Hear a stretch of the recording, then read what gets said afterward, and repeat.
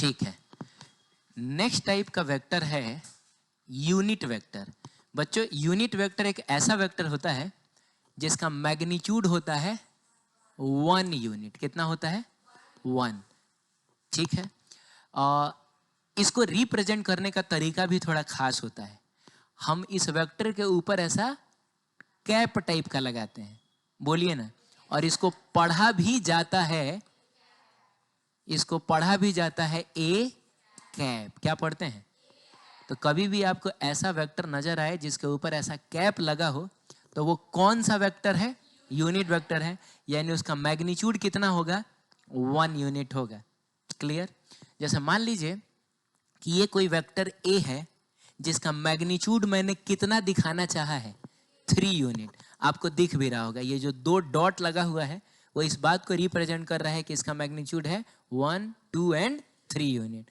हो सकता है ये 3 न्यूटन का फोर्स हो, बोलो, या 3 मीटर पर सेकंड की वेलोसिटी हो, या 3 मीटर पर सेकंड स्क्वायर का एक्सेलरेशन हो सकता है। लेकिन जो भी होगा इसका मैग्नीट्यूड कितना यूनिट है? नहीं बोलो, 3 यूनिट है। मुझसे कहा गया इस वेक्टर के अलोंग एक यूनिट वेक्टर ड्रॉ करो। तो इस वेक्टर के अलोंग ड्रॉ करने को बोला है, यानी डायरेक्शन हमको यही रखना होगा। लेकिन यूनिट वेक्टर ना ड्रॉ करना है, और यूनिट वेक्टर ड्रॉ करना है तो उसका मैग्नीट्यूड कितना होना चाहिए? 1 यूनिट। अब आप बताइए 1 यूनिट मैग्नीट्यूड तो इतना ही ना होगा, तो एकदम नाप के ठीक इतना ही बड़ा वेक्टर आप ड्रॉ कर लीजिए। अरे बोलिए ना। तो डायरेक्शन वही है जो वेक्टर ए का है, लेकिन इसका मैग्नीट्यूड कितना हो गया? 1 यूनिट।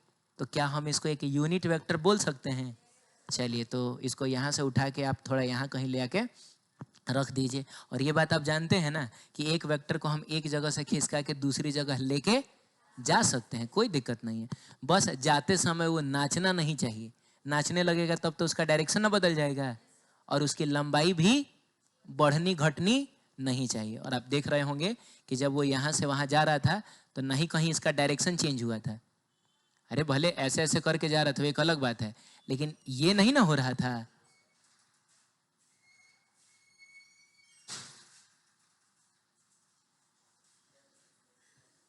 ठीक है, तो बताओ ये क्या है? एक, अरे ये क्या है? एक यूनिट वेक्टर है। तो हम इसको ए कैप से दिखा सकते हैं, और इस ए कैप को बोला जाएगा unit vector along vector A. अच्छा, अलोंग वेक्टर ए क्यों? क्योंकि इसका डायरेक्शन वही है जो वेक्टर ए का डायरेक्शन है। बोलो बाबू। लेकिन यूनिट वेक्टर क्यों? क्योंकि इसका मैग्नीट्यूड 1 यूनिट है। इतना ही ना था? तो ठीक है, अब सुनिए। तो ये तो हो गया ज्योमेट्रिक रिप्रेजेंटेशन। अब देखते हैं कि अलजेब्रिकली हम एक यूनिट वेक्टर को कैसे बनाएंगे।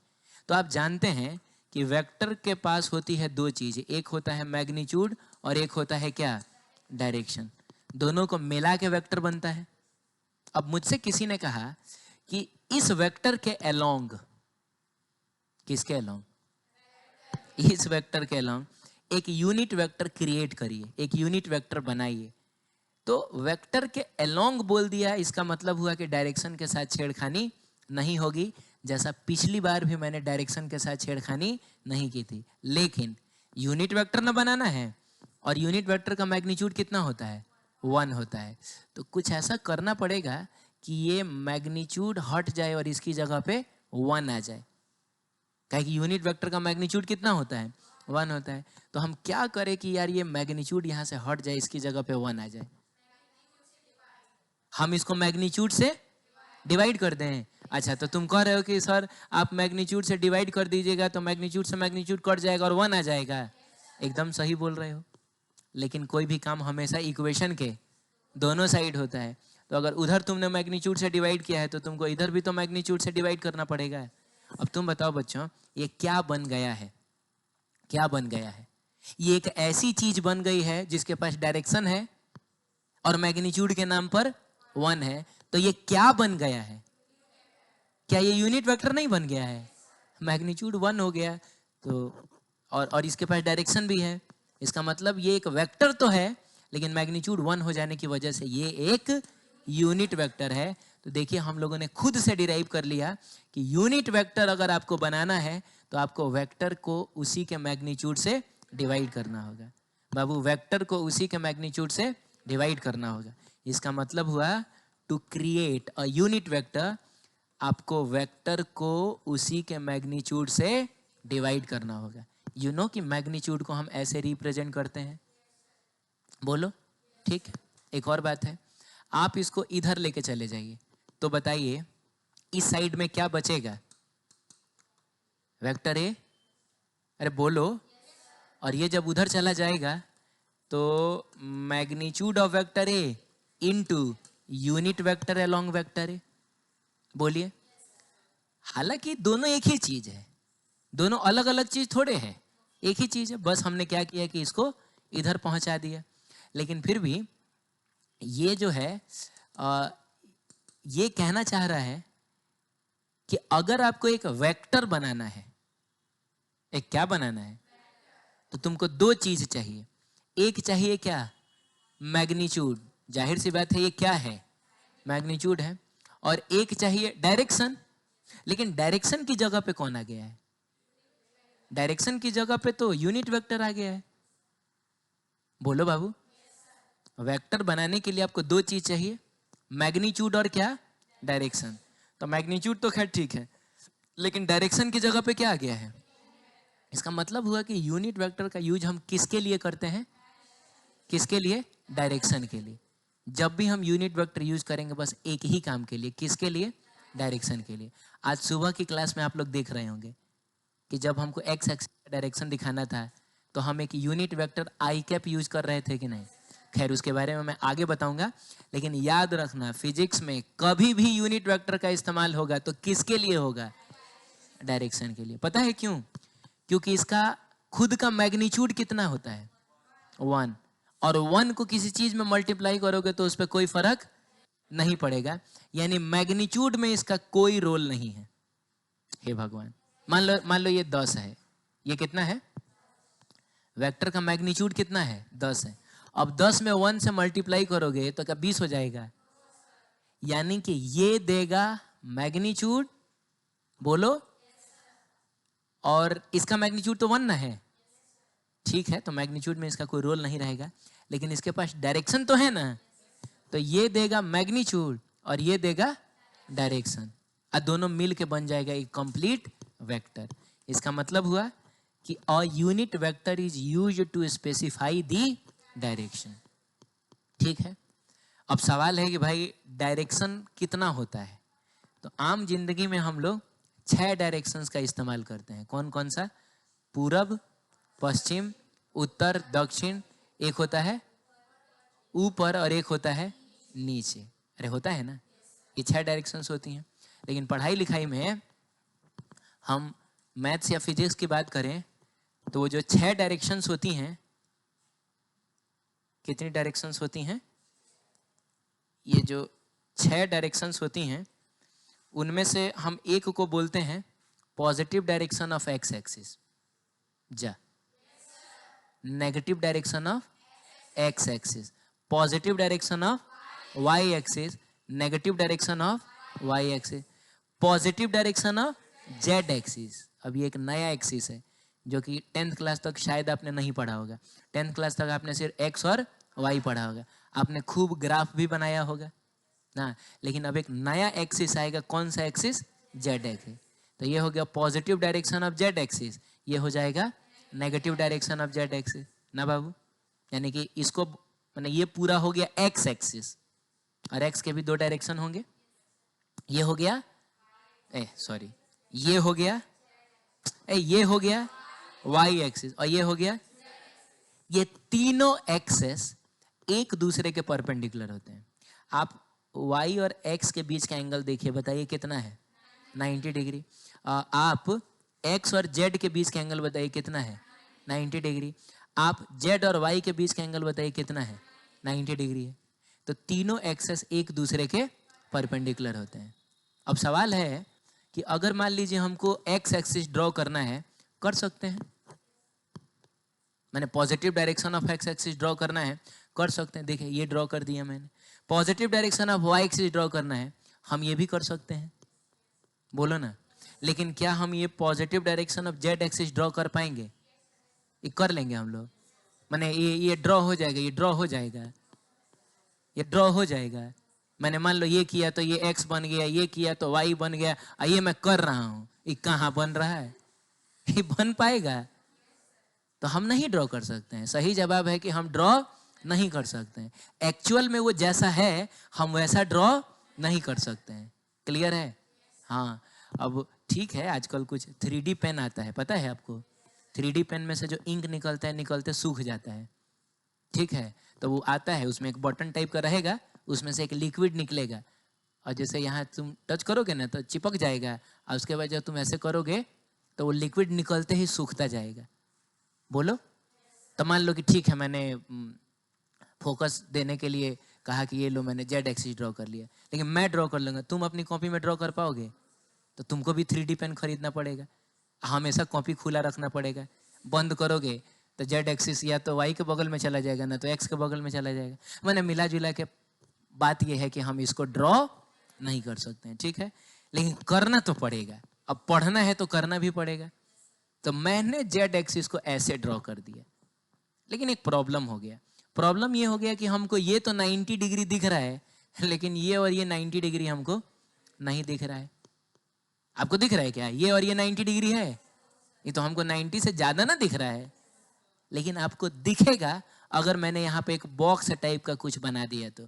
आप ध्यान से देखिए, तो मैंने इन तीनों में कोई छेड़खानी नहीं की है, बस मैंने ऊपर से ले आके एगो बॉक्स रख दिया। अब आपको दिखने लगा होगा कि हाँ, ये दोनों तो 90 डिग्री पे है ही, ये दोनों भी 90 डिग्री पे है। क्योंकि कोई भी जो बॉक्स होता है,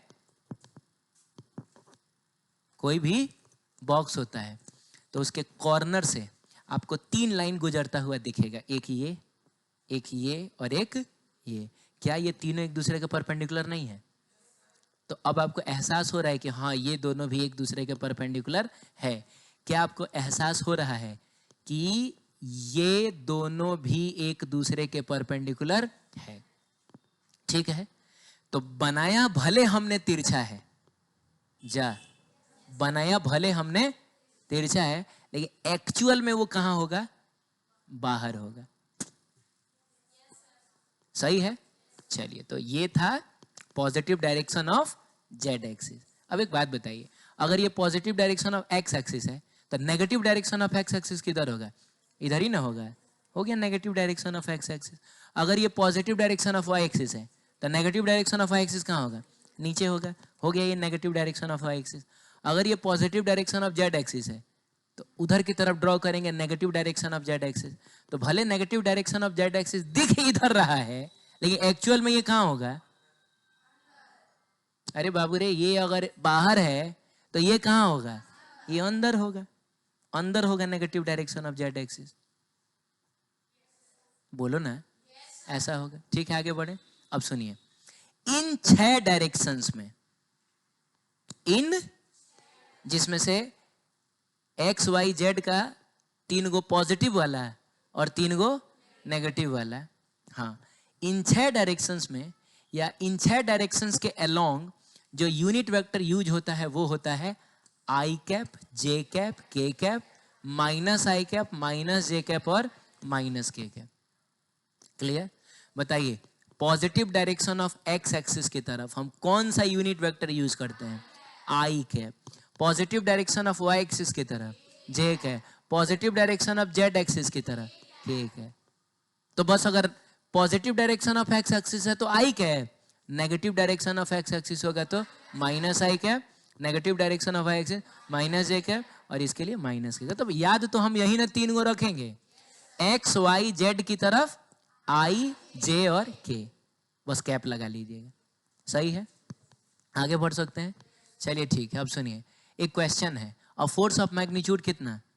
10 Newton is applied on a block in the negative direction of Z axis. कहता है कि right the force in vector form. Force को आपको किस फॉर्म में लिखना है? वेक्टर फॉर्म में। तो हम लोग क्या करेंगे? मैग्नीट्यूड और डायरेक्शन दोनों लिख देंगे। तो मैग्नीट्यूड कितना है? 10 न्यूटन, और डायरेक्शन किधर है? तो along negative direction of Z axis. लेकिन एक बात बताओ यार, ये कुछ ज्यादा ही लंबा चौड़ा नहीं हो गया? अरे बोलो ना। तो इसका एक शॉर्टकट भी है। शॉर्टकट ये है कि अभी अभी हमने देखा है कि अगर आपको कोई वेक्टर बनाना होगा ना, तो आप उसका मैग्नीट्यूड लिख के आप बगल में यूनिट वेक्टर से मल्टीप्लाई कर दीजिए। जा अभी ना देख रहे थे हम लोग, यहां से मैग्नीट्यूड मिल जाएगा और ये बता देगा डायरेक्शन। तो आप बताइए इस फोर्स का मैग्नीट्यूड कितना है? 10 न्यूटन। अब हमको बगल में एक यूनिट वेक्टर लिखना है। हाँ, तो ये फोर्स किधर लगा है? Negative direction of Z axis. और बताइए negative direction of Z axis में जो यूनिट वेक्टर यूज होता है वो कौन होता है? बोलो। माइनस के कैप। बहुत बढ़िया, हम यहाँ माइनस के कैप लिख देंगे। ये माइनस साइन सामने आ जाएगा तो ये बन जाएगा 10 न्यूटन। हाँ, माने -10 न्यूटन के कैप। सुन रहे हो? अब जैसे ही किसी को तुम ये बताओगे ना कि इतना फोर्स है, वो तुरंत समझ जाएगा कि फोर्स कितने का है, 10 न्यूटन का है, और किस डायरेक्शन में लगा है, तो नेगेटिव डायरेक्शन और जेड एक्सिस में लगा है। तो आपको नहीं लग रहा है कि ये शॉर्टकट हो गया? अब कहाँ उतना लंबा चौड़ा हमने लिखा था, कहाँ इतने छोटे से में काम हो गया? अरे है कि नहीं? चलिए एक बात, ये माइनस साइन जो है क्या वो इस 10 न्यूटन के साथ है? नहीं, लगा तो इसी के सामने है, लेकिन फिर भी ये इसके साथ नहीं है। ये इसका जन्म किसके साथ हुआ था? के कैप के साथ हुआ था। तो एक बात याद रखिएगा, किसी भी वेक्टर का जो नेगेटिव साइन होता है वो उसके मैग्नीट्यूड का हिस्सा, मैग्नीट्यूड हमेशा पॉजिटिव होता है। किसी भी वेक्टर का नेगेटिव साइन उसके मैग्नीट्यूड का हिस्सा नहीं होता है, वो उसके डायरेक्शन का हिस्सा होता है। और याद है आज सवेरे हम ऐसा देख भी रहे थे, जब मैंने ये -b लिखा था और मैंने तुमसे पूछा था इसका मैग्नीट्यूड कितना है, तो तुमने कहा था -b, मैंने कहा था नहीं, नेगेटिव साइन कभी भी मैग्नीट्यूड का हिस्सा नहीं होता है। तो इसका मैग्नीट्यूड क्या होगा? सिर्फ b ही होगा। जा, नेगेटिव साइन किसका हिस्सा होता है? डायरेक्शन का हिस्सा होता है, मैग्नीट्यूड का हिस्सा नहीं होता है। क्लियर है? अच्छा, मैंने एक कार की वेलोसिटी लिखी है 5 मीटर पर सेकेंड जे कैप। तुम बता सकते हो ये कार की स्पीड कितनी है? एक्चुअली वेलोसिटी का मैग्नीट्यूड को स्पीड कहा जाता है। कार की स्पीड कितनी है? अरे कार की स्पीड कितनी है? 5 मीटर पर सेकेंड है। और कार किस डायरेक्शन में जा रहा है? तो जे कैप देख के क्या समझ में आना चाहिए? एक मिनट, एक्स की तरफ आई कैप, वाई की तरफ जे कैप। तो हम लोग कह सकते हैं कि सर देखिए, कार जो है वो 5 मीटर पर सेकेंड की स्पीड से चल रहा है और वो positive direction of Y axis में जा रहा है। क्लियर है? तो यूनिट वेक्टर्स का इस्तेमाल होता है क्या दिखाने के लिए? डायरेक्शन दिखाने के लिए। आगे बढ़ सकते हैं? चलिए अब हम देखेंगे कि दो वेक्टर्स को हम जोड़ते कैसे हैं। तो वेक्टर्स को जोड़ने के दो नियम होते हैं। एक को बोला जाता है ट्रायंगल ऑफ वेक्टर एडिशन। बोलो क्या बोला जाता है? जाहिर सी बात है इस लॉ में शायद ट्रायंगल बनता होगा। एक होता है parallelogram law of vector addition. Parallelogram का मतलब समानांतर चतुर्भुज होता है। पैरेललोग्राम में आमने सामने के जो साइड्स हैं वो एक दूसरे के पैरेलल भी होते हैं और इक्वल भी होते हैं ना। ठीक है, तो जरूर इसमें पैरेललोग्राम बनता होगा, इसीलिए ना हम इसको पैरेललोग्राम लॉ बोल रहे हैं। चलिए देखते हैं ट्रायंगल लॉ क्या कहता है। ट्रायंगल लॉ कहता है कि अगर आपके पास दो वेक्टर्स हैं ए और बी, बीच का एंगल कितना है? अरे कितना है? थीटा है। तो पहले तुम इनको सेम ऑर्डर में सजाओ। सेम ऑर्डर में सजाने का मतलब हुआ कि एक के हेड पे दूसरे का टेल ले जाके रखो।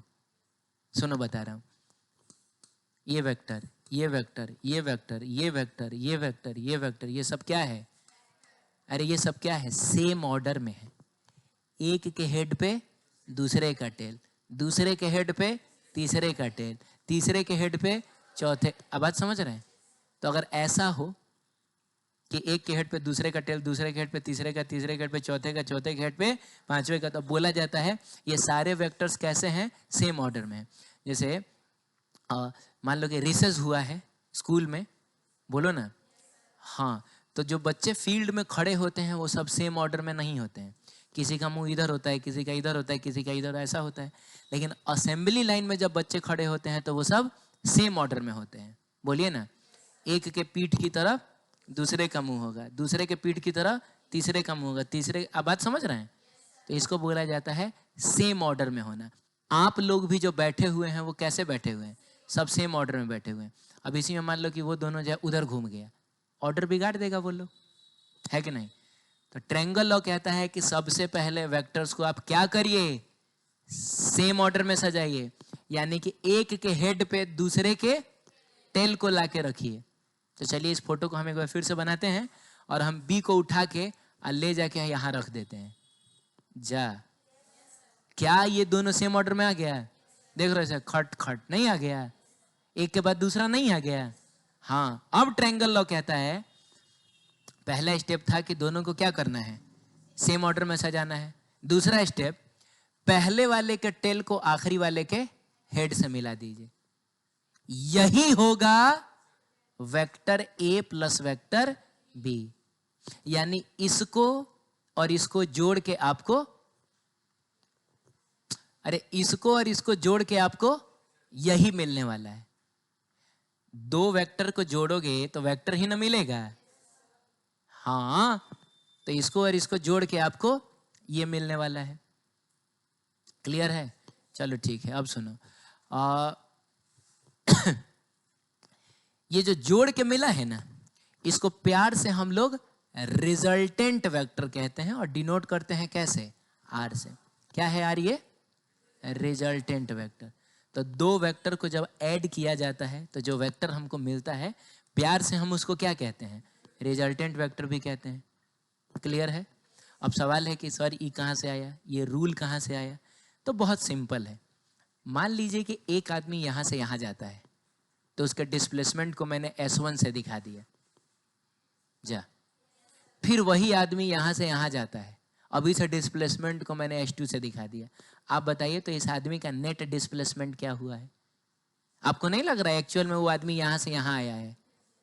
जा, तो यही ना नेट डिस्प्लेसमेंट हुआ है। तो आप बताइए दिस प्लस दिस आया कि नहीं?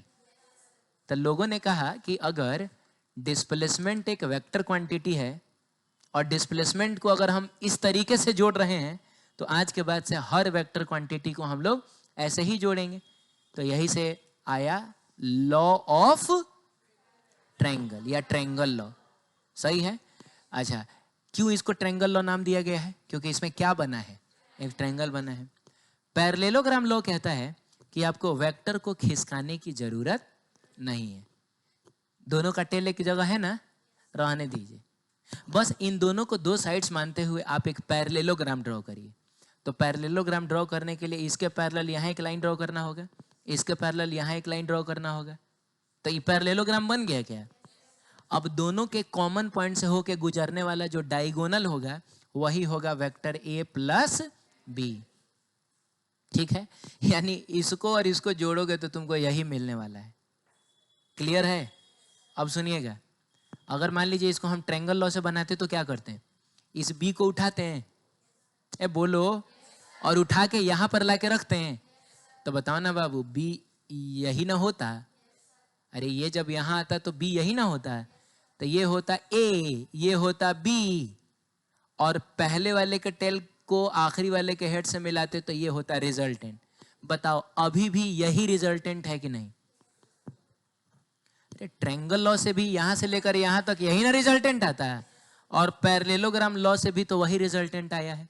इसका मतलब हुआ कि कोई फर्क नहीं पड़ता है आप ट्रायंगल लॉ लगा रहे हैं कि आप पैरेललोग्राम लॉ लगा रहे हैं, रिजल्ट आपको सेम मिलेगा। ठीक है? अब ये आपके ऊपर डिपेंड करता है कि कौन सा लॉ आप प्रीफर करिएगा, आपको कौन सा आसान लगता है। तो बाबू 95% केस में हम लोग यही वाला लॉ लगाएंगे, क्योंकि इस लॉ में हमको अलग से फोटो, अभी रोकिएगा, जब मैं बोलूंगा तब भेजिएगा। ठीक है? इस लॉ में हमको अलग से फोटो बनाने की जरूरत नहीं है। अरे इसमें तो हमें को दूसरा फोटो ना बनाना पड़ा है, उसमें बनाने की जरूरत नहीं है। बस एक पैरेललोग्राम ड्रॉ करिए, आपको रिजल्टेंट मिलेगा। क्लियर है? बोलो। बहुत बढ़िया। अब सुनो, मान लो बाबू कि इसका जो मैग्नीट्यूड है वो a है। आप जानते हैं ना मैग्नीट्यूड को ऐसे लिखा जा सकता है, ऊपर का तीर हटा दीजिएगा तो वो किसको रिप्रेजेंट करेगा? मैग्नीट्यूड को रिप्रेजेंट करेगा।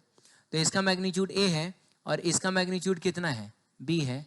तो रिजल्टेंट का मैग्नीट्यूड कितना होगा? हाँ, रिजल्टेंट का मैग्नीट्यूड अगर r होगा तो ये r कितना होगा? क्या a प्लस b होगा? तुम लोग यार पहले से पढ़ा है ना, बाकी लोगों का सस्पेंस खराब करता है। पहले से पढ़े हो तो चुप रहो। क्या बाबू, इसका मैग्नीट्यूड कितना है?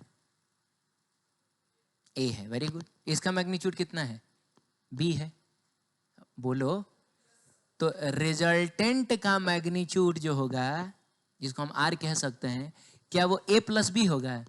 मतलब ये अगर 10 न्यूटन का फोर्स है, ये भी अगर 10 न्यूटन का फोर्स है, तो क्या ये 20 न्यूटन हो जाएगा? क्या लग रहा है? लग तो रहा है कि सर होना तो चाहिए। ये 10 न्यूटन है, ये 10 न्यूटन है, तो ये 20 न्यूटन होना चाहिए कि नहीं? ऐसा लग तो रहा है, लेकिन ऐसा नहीं होता है। स्केलर होता ना तो 10 kg प्लस 10 kg कितना? 20 kg। 10 सेकंड प्लस 10 सेकंड कितना? 20 सेकंड। लेकिन ये वेक्टर क्वांटिटी है, इसमें 10 न्यूटन प्लस 10 न्यूटन जरूरी नहीं है कि 20 न्यूटन हो। अरे बोलो। चलो एक काम करते हैं, इसको हम लोग एग्जाम्पल से देखते हैं।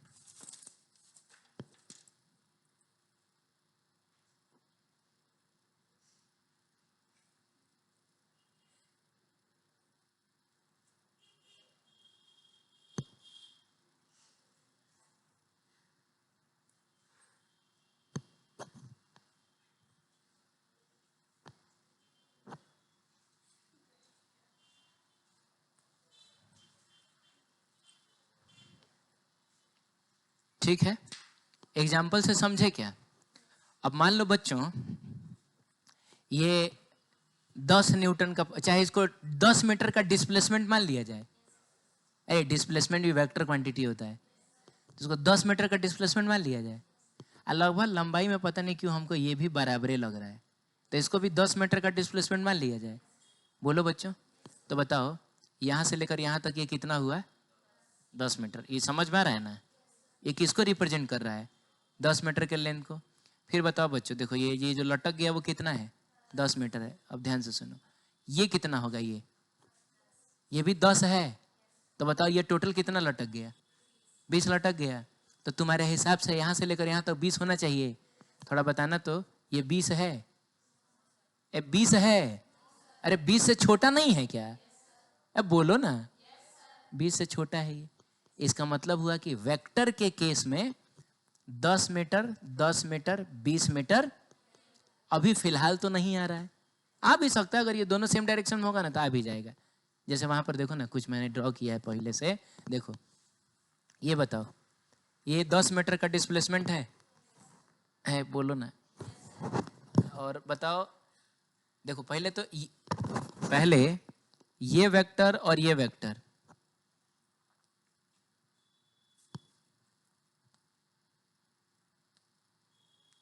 उधर भाग गया। हाँ सुनो, मैं कह रहा हूं कि पहले तो ये बताओ कि ये वेक्टर और ये वेक्टर सेम डायरेक्शन में है कि, सॉरी, सेम ऑर्डर में है कि नहीं? अरे इसके हेड पे इसका टेल रखा हुआ है। हाँ, और पहले वाले के टेल को आखिरी वाले के हेड से मिला दोगे तो रिजल्टेंट मिलेगा। अब अगर मान लीजिए ये 10 मीटर का है, कितने का है? 10 मीटर। और ये भी कितने का है? तो इन दोनों को जोड़ के तो हमको ये ना मिला है। क्या लग रहा है? रिजल्टेंट जो है वो 10 मीटर आ रहा है क्या? सॉरी 20 मीटर आ रहा है क्या? ये तो 20 मीटर से काफी छोटा है। हमको तो लग रहा है ये 10 मीटर से भी छोटा है। तो वेक्टर के केस में जरूरी नहीं है कि 10 प्लस 10 क्या हो? 20 हो। 20 हो भी सकता है और नहीं भी हो सकता है। ठीक है, चलिए। तो सवाल है कि तब रिजल्टेंट होता कितना है? तो उसका एक फॉर्मूला आता है, under root a square plus b square plus 2ab और कॉस थीटा। क्लियर है? A square plus b square plus 2ab cos theta, जिसमें बताइए ए क्या है? वेक्टर ए का मैग्नीट्यूड। बी क्या है? वेक्टर बी का मैग्नीट्यूड। बोलिए। और थीटा क्या है? तो ए और बी के बीच का एंगल है, ए और बी के बीच का एंगल है। क्लियर है? ये फॉर्मूला है, आगे चलकर हम इसको डिराइव भी कर लेंगे, लेकिन फिलहाल आपको ये याद हो जाना चाहिए। बोलिए। एक वेक्टर जिसका मैग्नीट्यूड ए है, दूसरा वेक्टर जिसका मैग्नीट्यूड कितना है? बी है, दोनों के बीच का एंगल अगर थीटा है तो उनके रिजल्टेंट का मैग्नीट्यूड कितना होगा? अंडर रूट, सब लोग बोलो, a square plus b square plus 2ab cos theta होगा। क्लियर? चलिए एक और बात, मान लीजिए कि वेक्टर ए जो है वो रिजल्टेंट के साथ अल्फा एंगल बना रहा है। बोलो ना, क्या हम इसको सही में ए और रिजल्टेंट के बीच का एंगल मान सकते हैं? मान सकते हैं, क्योंकि दोनों का टेल एक जगह है। जा, रिजल्टेंट जो है वो वेक्टर बी के साथ बीटा एंगल बना रहा है, तो क्या हम इसको रिजल्टेंट और बी के बीच का एंगल मान सकते हैं? मान सकते हैं, क्योंकि दोनों का हेड एक जगह है। क्लियर है? चलिए ठीक है। अच्छा, इस फोटो में ए और रिजल्टेंट के बीच का एंगल ये होगा, बी और रिजल्टेंट के बीच का एंगल ये होगा। अरे होगा ना? हाँ, तो बाबू हमको ये अल्फा और बीटा भी पता होना चाहिए, क्योंकि रिजल्टेंट एक वेक्टर ना है, और वेक्टर का खाली मैग्नीट्यूड निकाल देने से काम थोड़े चलेगा। आपको इसका डायरेक्शन भी बताना पड़ेगा, और डायरेक्शन जनरली हम लोग कैसे बताते हैं? एंगल दिखा के बता देते हैं। तो याद रखना, अगर तुमको अल्फा निकालना है तो डायरेक्ट अल्फा नहीं निकलता है, आपको निकालना होगा क्या? tan alpha. क्या निकलता है? tan alpha. अब बताइए अल्फा किसके साथ वाला एंगल है? ए के साथ वाला। तो ट्रिक ये है कि हम ए ना लिख के दूसरा वाला वेक्टर का मैग्नीट्यूड यानी बी लिखेंगे। उसके बाद आता है साइन थीटा। अभी फिलहाल हम याद कर रहे हैं, नेक्स्ट क्लास में हम इसको भले प्रूफ कर लेंगे, ठीक है? तो अगर ए के साथ एंगल देख रहे हो तो क्या लिखोगे? बी लिखोगे, साइन थीटा, और divided by A plus B cos theta, ऐसा करके आता है। मैंने ऊपर में बी साइन थीटा था, नीचे में बी कॉस थीटा आएगा, लेकिन यहाँ पर ए आपको ऐड करना होगा। चलिए, अब अगर हमको लिखना है tan बीटा, तो बताइए बीटा किसके साथ वाला एंगल है? ये बीटा रिजल्टेंट का किसके साथ वाला एंगल है? बी के साथ वाला एंगल है। बोलिए। तो जब बी के साथ वाला एंगल लिखिएगा तो यहां क्या लिखा जाएगा? ए लिखा जाएगा। जब ए के साथ वाला एंगल लिखे थे तो बी, अब बोलो, और जब बी के साथ वाला एंगल देख रहे हैं तो ए। बाकी उसके बाद यहां भी साइन थीटा है तो यहां भी साइन थीटा आएगा। लेकिन पिछली बार यहां बी था और यहां ए था, अब की बार यहां ए है तो यहां बी आएगा, और फिर आ जाएगा ए कॉस थीटा। तो ये कुछ फॉर्मूला है, आपको याद रखना चाहिए। ठीक है? क्लियर है? ठीक है, नेक्स्ट क्लास में हम लोग इसको डिराइव करेंगे कि ये कहाँ से आया।